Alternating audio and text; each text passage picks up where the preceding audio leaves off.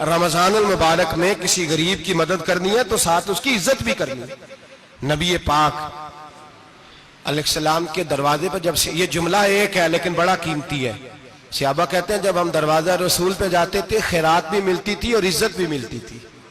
خود بھیک دیں خود ہی کہیں منگتے کا بھلا ہو، خیرات بھی ملتی تھی اور عزت بھی ملتی تھی۔ نبی پاک ساتھ عزت بھی دیتے تھے، مسکین کو غریب کو دیں اور خیر خائی کریں۔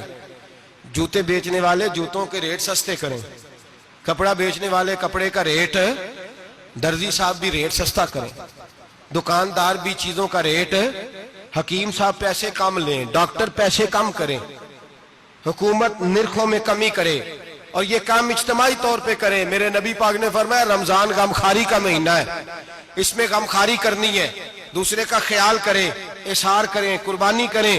یہاں ہر چیز کا ریٹ بڑھ جاتا ہے رمضان شریف میں، ہر آدمی کہتا ہے میرا سیزن آ گیا ہے، توجہ بڑھائیں، خیال کریں، غمخواری کا مہینہ ہے۔ اور پھر آپ لوگوں سے یہ بھی گزارش ہے کہ رمضان المبارک کا جب مہینہ آئے تو جس آدمی کے ساتھ نیکی کرنی ہے وقت پہ کریں۔ کسی غریب کو پیسے دینے ہیں، کپڑے دینے ہیں تو یکم رمضان کو دیں۔ میں اکثر دوستوں سے پوچھتا ہوں، میں کہتا ہوں قاری صاحب نو جوڑا کدو دیندے ہو؟ کہندے ستیویں والے دن۔ میں کہ مینوں لگ گئی سمجھ، تہاڈی سازش ہے کہ جڑے سواں کے پا نہ لوے۔ ایویں مولوی چودھری صاحب دے نال دے کپڑے پا لے تے کتھے لکھیا ہے اینوں دینا ہے ستیویں؟ تسی دسو ستیویں والے دن کوئی درزی سی کے دیندا ہے؟ انہوں 3 گنا بھی پیسے دئیے تو کہندہ ہے جڑے باقی نے انہاں دے نہیں بٹن پہ لگ دے میرے کو کتھوں جوڑا سیکھ۔ تو کس دن دیتے ہو قاری صاحب کو؟ کیا مقصد ہے؟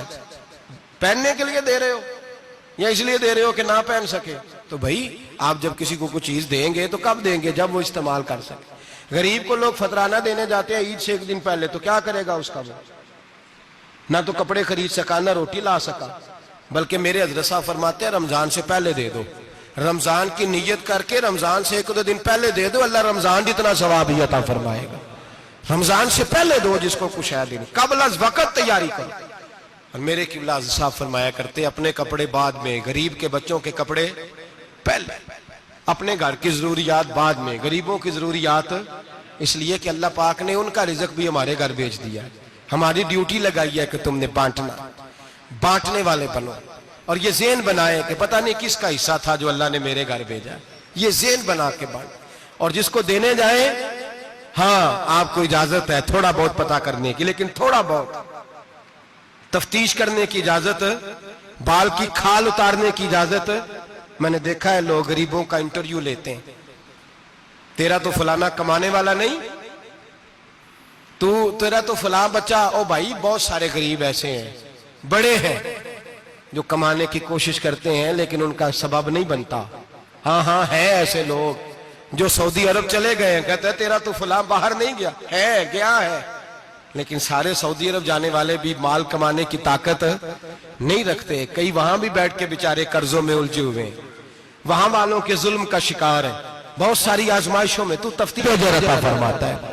تو نیت دیکھ تیری کس طرح کی، تو میرے بھائی غریب کو دیں، قبل از وقت دیں۔ رمضان مبارک میں چوتھا کام، بات آخری اور چوتھا کام سنیں، رمضان میں دین سیکھیں۔ شیطان قید ہوتا ہے زیادہ سے زیادہ، اور جب آدمیوں کا پیٹ خالی ہوتا ہے نا تو ذہن جو ہوتا ہے نا وہ بھی اس کا فریش ہوتا ہے، اس میں کوشش کریں دین سیکھنے کی۔ میرے نبی کریم صلی اللہ علیہ وسلم نے اس دین کو علم کا دین قرار دیا ہے، شعور کا دین قرار دیا ہے، فہم کا دین قرار دیا ہے۔ نبی پاک صلی اللہ علیہ وسلم نے فرمایا ایک عبادت کرنے والا عشاء کے بعد کھڑا ہو اور فجر تک نماز پڑھتا رہے، ایک عالم دین عشاء پڑھ کے سو جائے اٹھ کے فجر پڑھ لے تو وہ 70 عبادت کرنے والوں کا درجہ زیادہ نہیں، عالم کا درجہ پھر بھی زیادہ ہے، اس عالم دین کا درجہ زیادہ ہے، اس لیے کہ وہ لوگوں کو آگاہی دیتا ہے، شعور بخشتا ہے۔ یہ دین جو ہے یہ، اور نبی پاک صلی اللہ علیہ وسلم نے فرمایا عبادت کرنے والے پر عالم کا درجہ اتنا ہی زیادہ ہے جتنا میرا درجہ اپنے غلاموں پر زیادہ ہے۔ عالم کو حضور نے اتنا بڑا مقام دیا، دین سیکھیں، شعور حاصل کریں، یہ فقاہت کا دین ہے، شعور حاصل کرنے کا دین ہے۔ اور نبی پاک صلی اللہ علیہ وسلم نے فرمایا دین کی ایک بات سیکھ لینا 1000 نفل پڑھنے سے زیادہ درجہ رکھتی ہے، دین کی ایک بات سیکھ لینا 1000 جنازے میں شرکت سے زیادہ درجہ رکھتی، دین کی ایک بات سیکھ لینا، میرے نبی پاک صلی اللہ تعالیٰ علیہ وسلم ارشاد فرماتے 1000 مریض کی عیادت کرنے سے زیادہ درجہ رکھتی ہے۔ فرمایا جس نے رات کے ایک لمحے میں دین کی ایک بات سیکھی اللہ اسے ساری رات عبادت کرنے سے زیادہ ثواب عطا فرمائے گا۔ میرے ایسا فرمایا کرتے جب سیکھنے والے کو یہ ثواب ملے گا تو بتائیے سکھانے والے کو کتنا ثواب ملے، اسے اللہ کتنا درد۔ رمضان آ رہا ہے، شیطان قید ہے، دین پھیلانے کی کوشش کریں، جد و جہد کریں۔ بڑی نیند آتی ہے فجر پڑھ کے، لیکن اگر کسی کا ارادہ بن جائے کہ دین سیکھنا بھی ہے اور دین بچوں کو، تو پھر کوئی نیند غلبہ۔ ایک مثال ایک عالم نے سمجھائی، کوئی بزرگ تھے درویش عالم، ان کے پاس ایک عورت آئی، کہنے لگی میں بچوں کو سویرے بڑا جگاتی ہوں، بچے جاگتے نہیں نماز کے لیے۔ بڑا عجیب جواب دیا بزرگوں نے، درویش نے، عالم نے، کہنے لگے بی بی کیوں نہیں جاگتے، جگایا کر، بیدار کیا کر، اٹھایا کر۔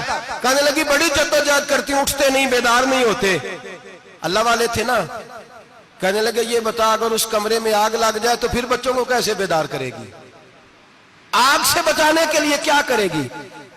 پھر تو بالوں سے پکڑ بھی گھسیٹنا پڑا تو گھسیٹ کے کمرے سے لاؤں گی، پھر تو چوٹیں لگتی ہیں تو لگ جائے، پھر میں پرواہ نہیں کروں گی۔ آپ فرمانے لگے یوں سمجھ لے جہنم کی آگ جل رہی ہے، اگر تیرے بچے نے نماز نہ پڑھی تو آگ لگ جائے گی، اگر اس نے عبادت نہ کی تو اسے آگ، اب جیسے بھی تجھے اٹھانا پڑتا ہے اٹھا گھسیٹ کے باہر لا، لیکن اس کی نماز قضا۔ نیند بڑی آ رہی ہے سویرے، لیکن اگر دین نہ سیکھا تو مشکل ہو جائے۔ جیسے بھی اپنے آپ کو جگانا چاہیے، ہمت کرنی چاہیے، دلیری کرنی چاہیے۔ ہمیشہ مدحت خیر الانام میں گزرے، دعا ہے یہ عمر درود و سلام میں گزرے۔ آخر دعوانا